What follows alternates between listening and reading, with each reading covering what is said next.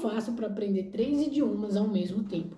Eu sou a Maria, eu estudo idiomas há mais de 12 anos, estou agora aprendendo o meu 4º idioma, fora o português, sou formada em idiomas e agora eu vou contar para vocês um pouquinho dessa minha jornada, como que ela está sendo. No momento eu estou aprendendo 3 idiomas, cada um em um estágio diferente. Então o primeiro eu vou contar para vocês o idioma que eu estou ressuscitando, que eu estou trazendo de volta para a minha vida. O segundo é um idioma que eu já estudo há muito tempo e que agora eu estou mirando no nível avançado. O terceiro é um idioma que eu estou aprendendo praticamente do zero, estou engatinhando ainda com ele, estou bem no nível iniciante, como que eu estou fazendo para estudar esse idioma junto com os outros dois e equilibrar isso na minha vida, na qual eu já falo no dia a dia, na minha rotina, outros 2 idiomas, que é o português e o inglês. Vamos lá? A primeira língua é o espanhol. Então, eu estudei o espanhol muitos anos atrás, porém eu nunca usei muito, acabei engavetando isso e deixando o tempo passar. Recentemente, eu fiz uma viagem, essa viagem para o Chile, e eu percebi, nossa, como o meu espanhol está enferrujado, não consigo dizer as coisas do jeito que eu gostaria, o meu vocabulário sumiu. E pô, isso é muito comum, gente, se você tem uma língua que você estudou muito por anos, se você aprendeu esse idioma, mas você não utilizou ele, ele vai se perder, o seu cérebro vai esquecer ele. E é isso que aconteceu com o meu espanhol. Na tentativa de ressuscitar ele, o que eu estou fazendo atualmente é voltando aos poucos. De fato, como eu disse, eu estou estudando 3 línguas ao mesmo tempo e equilibrando isso com a minha rotina de trabalho, que já é bem complicada. Então, eu não vou mentir, o espanhol ele não recebe o mesmo nível de atenção que as outras. Então, eu estou em algum nível, um nível ou outro, falando 5 idiomas atualmente, e desses 5 eu não posso negar que o espanhol é o último. Por quê? Como eu estudo espanhol? Eu estou revivendo o que eu já vi, então eu estou fazendo o mesmo processo que eu fiz no início, lendo coisas em espanhol, ouvindo coisas em espanhol, vendo temas de coisas que eu gosto em espanhol, então achando conteúdos em espanhol de coisas que eu tenho interesse e revisitando aos poucos o idioma. Sem ver gramática, sem me preocupar com gramática agora, porque eu aprendi o espanhol, eu conheço a gramática do espanhol e não vejo necessidade de rever gramática. Claro, chegando no nível ali que eu vejo que eu não estou lembrando mais, aí eu vou voltar e estudar a gramática em si. Mas no momento, o meu foco maior é em lembrar vocabulário. O segundo idioma que eu estou aprendendo no momento é o coreano, tá? Eu fiz faculdade de coreano, eu fiz letras português e coreano, me formei em 2022 e naquela época eu tirei o nível intermediário da prova de proficiência do coreano, que é o TOPIK, né? Então eu tirei o nível 3. Para poder estudar e fazer qualquer coisa na Coreia, você precisa ter no mínimo o nível 4. E esse é o meu objetivo atual. Meu objetivo atual é elevar o meu nível de coreano, sair do intermediário e entrar ali no primeiro nível do avançado, pelo menos, né? Lógico, meu objetivo é 4, 5, 6, né? O máximo é o 6. Então, qual que está sendo o meu foco atualmente? O meu foco é em desenvolver o meu coreano, que já é intermediário, para que eu chegue no nível avançado. Claro que pelas diferenças do coreano e do português, isso não é simples. A maior parte do tempo, o que eu faço é revisitar gramáticas mais complexas da época que eu estava na faculdade, para entender elas, entender o uso delas no dia a dia, né? E principalmente aumentar o meu vocabulário. Então, você que já chegou no nível intermediário de qualquer idioma, você vai perceber que depois de um ponto, o foco não é mais em aprender gramática, não é sobre aprender ordem de frases, não é sobre aprender terminações verbais, é sobre você ter palavras o suficiente para expressar a sua ideia de maneira natural, né? E esse está sendo o meu foco atualmente. Claro, a gramática é um desafio, né? Para quem não sabe, a sintaxe, ordem das palavras na frase, do coreano é invertida em relação ao português, então isso é uma coisa que a gente tem que trabalhar na nossa mente constantemente. E além disso, eu tenho que aumentar sempre o meu vocabulário. Então eu sempre pego temas que eu tenho interesse e me aprofundo neles no coreano. E é isso que eu tenho feito para poder, digamos assim, dar um passo adiante e ir mais longe no coreano.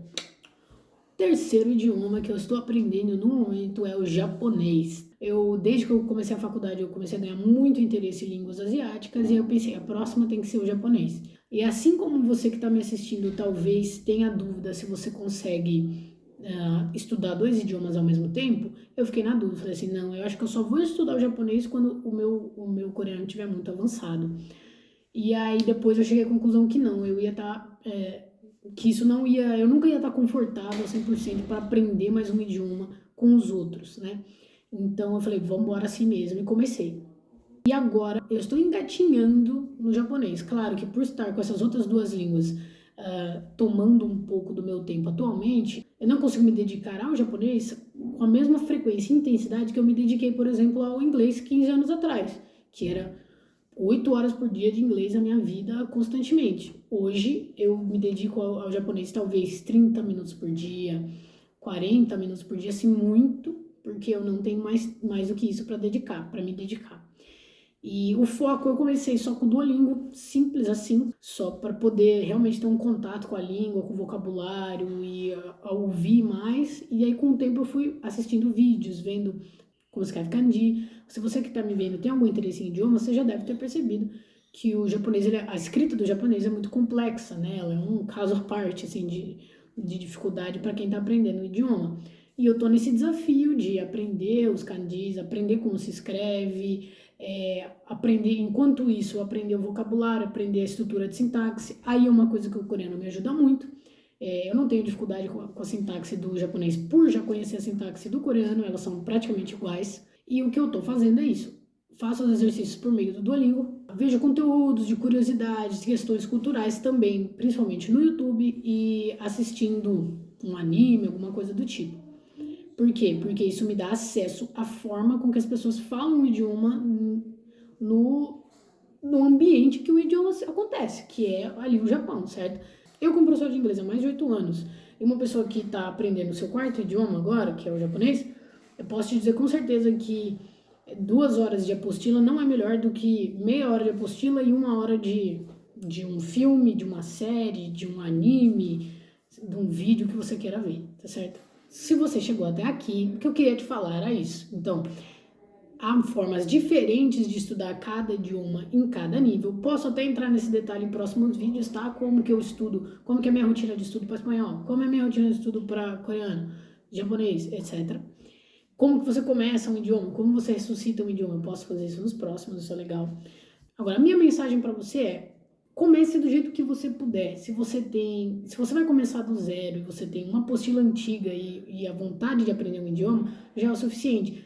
Se você tem um canal do YouTube que você ama naquele idioma e meia hora por dia, você já tem alguma coisa. O mais importante, que é a primeira coisa que todo mundo negligencia, que todo mundo deixa de lado quando vai aprender um idioma, é a frequência, é a constância. Você tem que criar o hábito de estudar aquele idioma. Você tem que criar o hábito de ter ele na sua vida, entendeu? Isso aqui é uma coisa que eu falo muito para os meus alunos. O inglês, ele não é uma ferramenta, ele é como se fosse você duplicando o seu cérebro. Você está abrindo um novo portal dentro da sua cabeça para um universo totalmente diferente.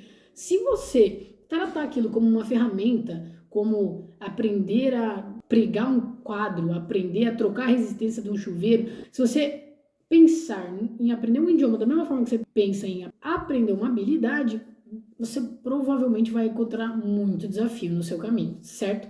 É possível aprender 3 idiomas de uma vez? É possível aprender 3 idiomas de uma vez. É possível aprender 3 idiomas do zero absoluto de uma vez? Eu não recomendo, tá? Você vai ficar absolutamente maluco se você tentar fazer isso. A minha percepção é a seguinte: o seu cérebro precisa de tempo para aprender aqueles novos caminhos. Se você está aprendendo 3 novos caminhos ao mesmo tempo, seu cérebro vai ficar perdido, tá bom? Eu aprendo esses 3 ao mesmo tempo justamente porque eles estão em estágios diferentes na minha vida, tá? E isso me permite organizá-los de maneira diferente, ok? Eu sou a Teacher Maria, professora de inglês há mais de 8 anos, formada em coreano desde 2022, como eu já contei para vocês, e hoje eu trabalho com português, inglês e ocasionalmente também coreano. E enquanto eu estiver viva e sã, eu vou continuar aprendendo idiomas, um depois do outro. E vou sempre documentar essa jornada aqui para vocês. Muito obrigada por ter assistido até aqui. Já deixa seu like, comenta para mim que parte que você mais gostou e o que você quer ver nos próximos. Se você quer acompanhar minha jornada, já me segue aqui para mais. I'll see you guys really, really, really soon. Bye bye.